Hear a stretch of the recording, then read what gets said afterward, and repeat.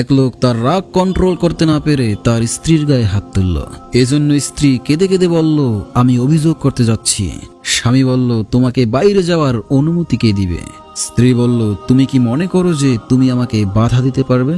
স্বামী বলল, তুমি যা ইচ্ছা তাই করো, দেখি তোমার দৌড় কতটুকু। স্ত্রী কথা না বাড়িয়ে বাথরুমে ঢুকে পড়ল। লোকটি মনে মনে ভাবল, হয়তো সে বাথরুমের জানালা দিয়ে বাহিরে যাওয়ার চেষ্টা করছে। তাই সে বাসার বাহিরে গিয়ে ভালোভাবে দেখল, না, তেমন কিছু বোঝা যাচ্ছে না। একটু পরে ঘরে এসে দেখল স্ত্রী অজু করে বাথরুম থেকে বাহির হয়ে লোকটিকে উদ্দেশ্য করে বলল, আমি তার কাছেই অভিযোগ জানাবো, যিনি আমাকে তোমার অধীনস্থ বানিয়েছেন। সেখানে তোমার কোনো দেয়াল নেই, নেই কোনো দরজা যা দিয়ে তুমি আমাকে বাধা দিবে। তার দরজা তো বন্ধ করা যায় না।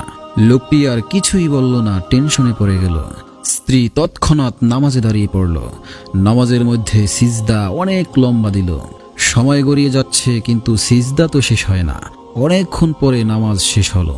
নামাজ শেষ করে স্ত্রী যখন দুহাত উঠালো দোয়া করার জন্য, তখন লোকটি তার হাত ধরে কেঁদে কেঁদে বলল, সিজদায় আমার জন্য যে পরিমাণ বদদোয়া করেছো তাতে কি যথেষ্ট হয়নি?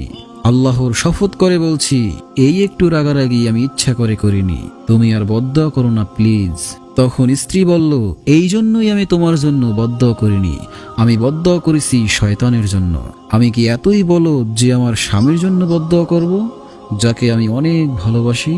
এই কথা শুনেই লোকটির চোখে পানি চলে আসলো। স্ত্রীর হাতে চুমু খেয়ে বলল, আমি তোমাকে প্রতিশ্রুতি দিচ্ছি, আমি আর কখনোই তোমাকে কষ্ট দিব না, ইনশাআল্লাহ।